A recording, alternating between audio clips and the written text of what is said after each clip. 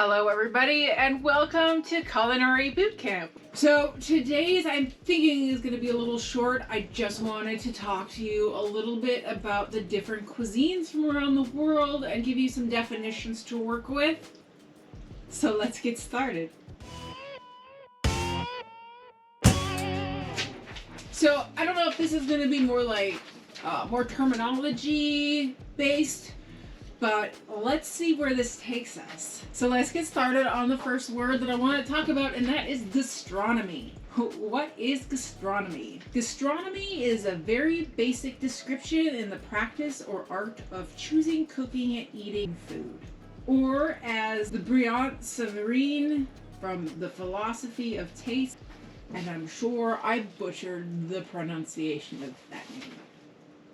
However, he says that gastronomy is knowledge and understanding of all that relates to man as he eats. So essentially, gastronomy is the science of good eating. French cooking, which is the most renowned and popular type of cooking around the world, comes from a number of different roots. Grande, or Haute Cuisine, cuisine of high-end establishments, gourmet restaurants, and luxury hotels. They usually include sophisticated, rich, or polished dishes, expressing balance and an elegant presentation where mellow harmony and artful, ordered appearance is prized. This type of cuisine has its roots in the 18th and 19th century upper class and aristocracy of France, which emphasizes strict culinary practices. This is the first type of gastronomy that set itself apart from the regional and bourgeois cuisine.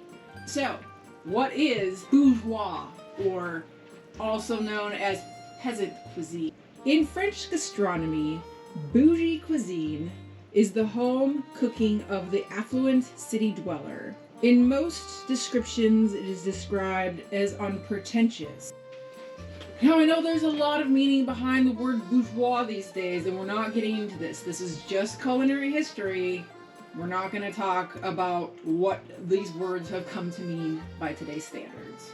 Bourgeois or peasant cuisine, in the most modern terms, can be considered middle-class cuisine that is characterized by bold, earthy tastes and textures. The goal of the bourgeois cook is to create a sumptuous meal while spending as little as possible. So following the bourgeois cuisine of the 18th and 19th century is classic cuisine. Late 19th and 20th century classic cuisine is a simplification of Grande or Haute Cuisine. Classic cuisine places a premium on richness, suavity, balance, and elegance in presentation, sharing much of the same principles of Grande or Haute Cuisine. One of the chief figures who revolutionized French cuisine in North America was Julia Childs.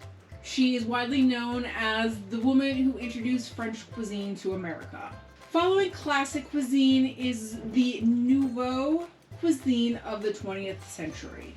Nouvelle cuisine is a new form of cooking that moves cooking away from classics to more natural, fresh flavors and lighter dishes, shorter cooking time, and combines innovation. Nouvelle cuisine is known to be delicate, counters heavy calorie-laden dishes, and the emphasis is on presentation that was inspired by the Japanese. Now, most Nouvelle cuisine fell out of favor somewhere in the 80s.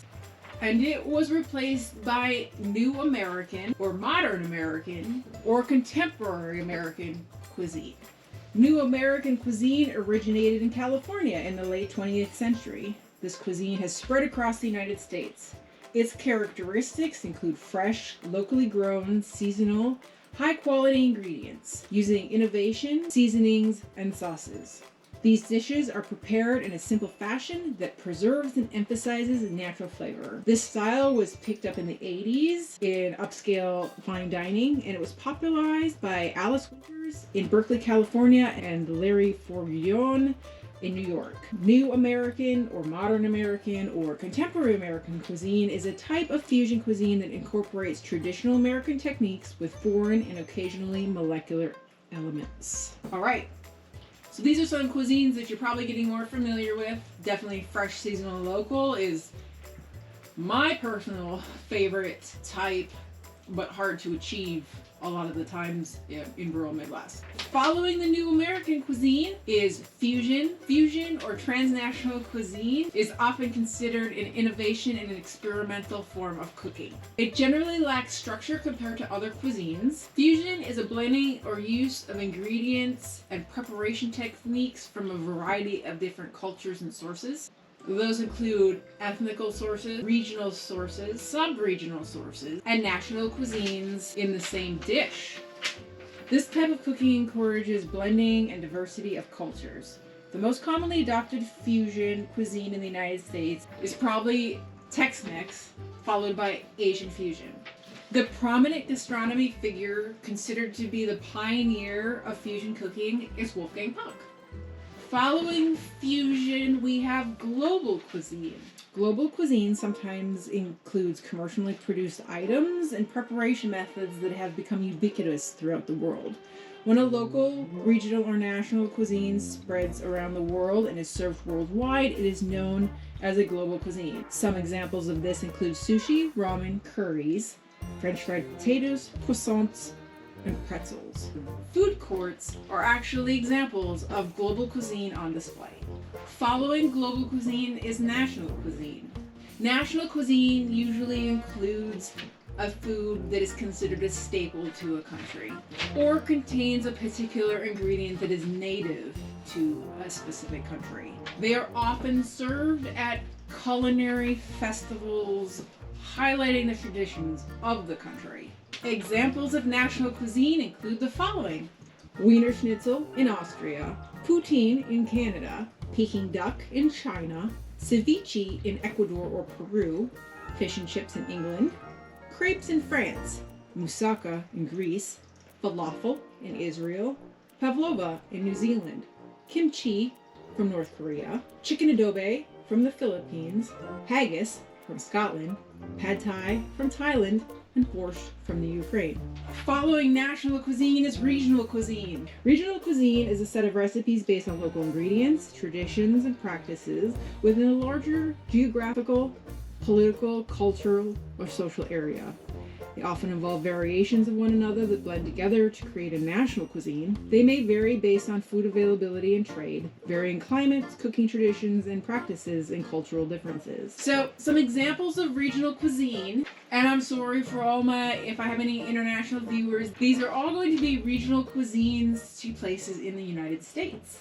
And they include Chislic in South Dakota, Eggs Benedict in New York City, etouffee in Louisiana and Mississippi, fried cheese curds in Wisconsin, hot dish or casseroles in Minnesota, cheesesteak in Philadelphia, Italian beef in Chicago, and of course, if you know anything about barbecue in the United States, there's at least 4 different regional barbecues to think about. And I could go on and on about the different regional cuisines in the United States and elsewhere, but it's just gonna make me hungry. So let's move on to ethnic cuisine. Ethnic cuisines are the cuisine of a people sharing a common cultural heritage, as opposed to a group bound by geography or politics. Some examples of ethnic cuisine include mochi ice cream, shakshuka, boa buns, and bulgogi. And I don't know if I pronounced bulgogi right, but that is a type of Korean barbecue. You'll notice that there are some ethnic cuisines that could be considered global cuisines as they continue to rise to popularity and begin to be found all over the world. This section on cuisine serves as a base of understanding when it comes to some of the dishes we'll prepare in the future and builds the knowledge base of an educated cook. Please leave any comments below, and please note this is a broad brush of information on cuisines, including their origins and founders. For a deeper understanding, check out your local library, who will no doubt have high quality and reliable sources for further learning. I hope that you enjoyed this video today. I know this has been a lot of basic information to consume. I can't wait to get a little bit closer to when we can start cooking. I hope that this video introduce you to a new term or a new food that you'll go out and you'll explore and maybe even try. Food is meant to be shared and enjoyed. Food is beautiful and wonderful when it's healthy and fresh, and I hope that this inspires you to try something new As always, thank you so much for stopping by and watching my video. I hope you have a wonderful day.